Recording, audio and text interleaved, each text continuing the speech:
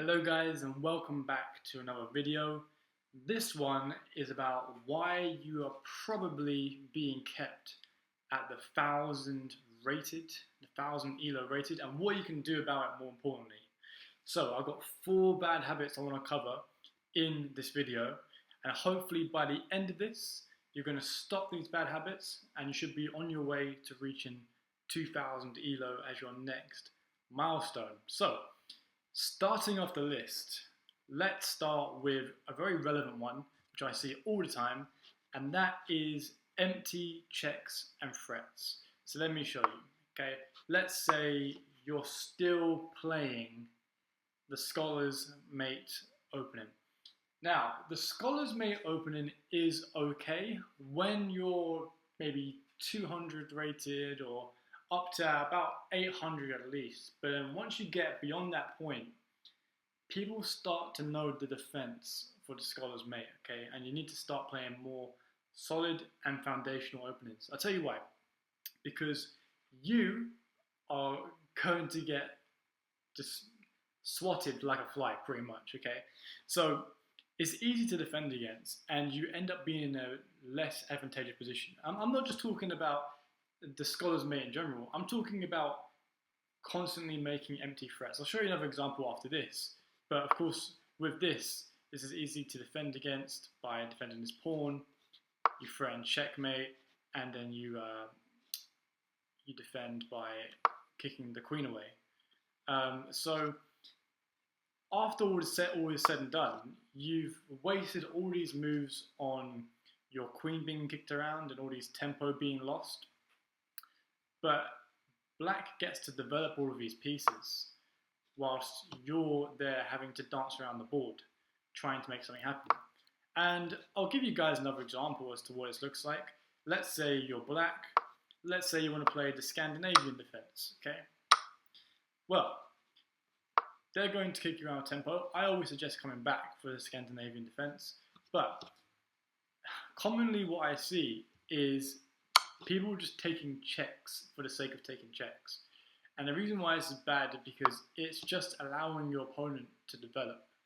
So again, if every wasted check that you throw out prematurely in the game, your opponent's going to use that against you by getting more pieces out and getting attack started before you can even prepare for it. So don't be swatted like a fly. That's number one. Empty checks, empty threats, okay?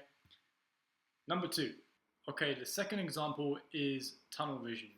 So this is one basic position I have made to demonstrate the point.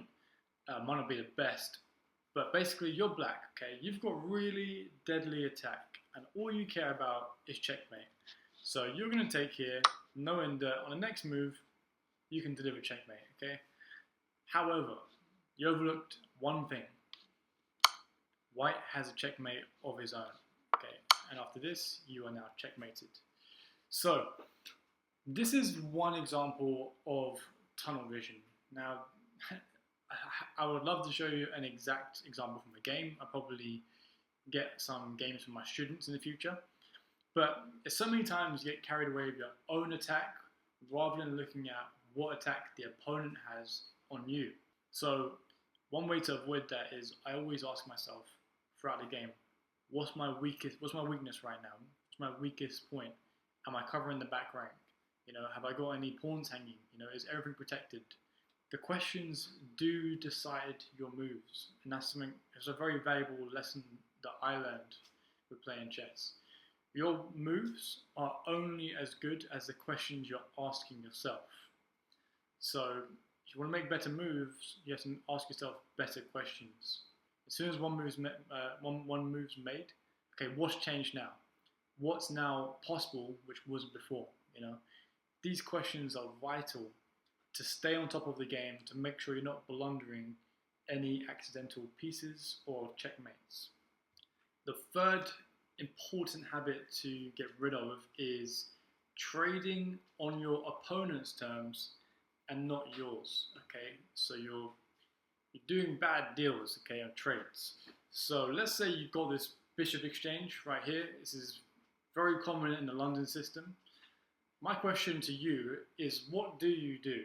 Okay, are you going to take this bishop? Because if you are, generally it's seen as the less favorable move. Okay, technically the computer doesn't mind it, but we're humans. Okay, and this is why it's important not to always look at what the machine says. A very common idea in the London system is to drag this bishop back once there's tension between the two bishops, because you want to trade on your own terms, not on your opponent's terms, okay? Because let's look at what happens if we take our opponent's bishop. He's going to recapture the queen. He's got a more active queen, whereas we just traded off our only active piece, okay? So that's technically a benefit to our opponent. Now, what happens when we drag our bishop back and our opponent decides to take? Well, we get quite a nice advantage here because we've got an open H file here. So we've got a big attacking resource for later on in the game. So if our opponent was to look to castle eventually, later on, we've now got many pieces that can hop into this attack. I've got my rook that can hop here, my bishop, my knight, my queen eventually. I've got so many things that can join the attack, whereas he's only got a couple of defenders, so he'll be overwhelmed eventually. I can start working an attack. And another idea I'll show you on trading your own terms comes from the Scotch game as well, which is important for you to know if you're playing as the black pieces. So the Scotch game is where we have this position. Now, you do want to take this. If you allow this, it's not good for you. Take, but this is where we stop and ask, is this trade going to be on my own terms? Okay. He's obviously staring at your knight. He wants you to take his knight, but that's not going to work in your favor, because once you take, you've got rid of your active piece. His queen is active again. And now it's hard to develop in this game. It's hard to make a plan. If you get this knight out here, it can be pushed. Also got some pressure from the bishop as well as this. It's not really a comfortable game to play. But speaking from experience, when I stopped taking the knight on e4 and started playing the book moves, such as bishop c5, we can even go check in here, or we can even go to queen f6. These are moves which gives you much more flexibility and getting a trade on your own terms. Because if our opponent were to take, that's no problem at all. We can take here, open up the bishop. And it's not too bad for us. So try to trade on your own terms, not on your opponent's terms. So this is like one of the biggest examples of hope chess that I can think of right now. Is when you're playing the England Gambit, and there's that one line where if your opponent follows the script, and you're hoping and you're praying to the chess gods, please follow the script. He brings this knight out, not the other knight. Yes, he takes this pawn. Okay, good. I'm going to pre-move my knight, hoping that he thinks it's a blunder, and he takes my knight. Please take my knight. Oh yes, he finally takes it. And then you win a queen. Wow. Okay. Guess what? That works 1% of the time, 5% of the time, It happens. People have fallen for the trap. But what happens when they don't fall for the trap? You're down pawns, and you've got, a bad position, and it's kind of hard to come back from that when you're playing against people that are similar skills to you. So enough of the hope chess, some of the dubious gambit lines, or even, this happens so much in checkmate as well, but it's hard for me to give an exact example right now, where you're hoping that they don't see the defense, you're hoping that they don't create an escape square, and they just, forget about it, and you can just execute your plan. That's really not how it works.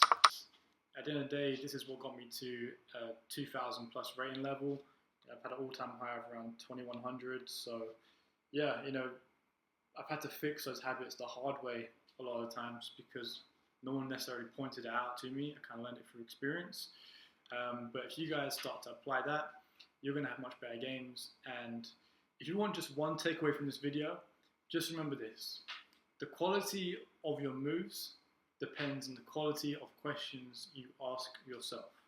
So make sure you're always asking yourself good questions throughout the game that keep you safe and offensive at the same time. I'll see you guys in the next one.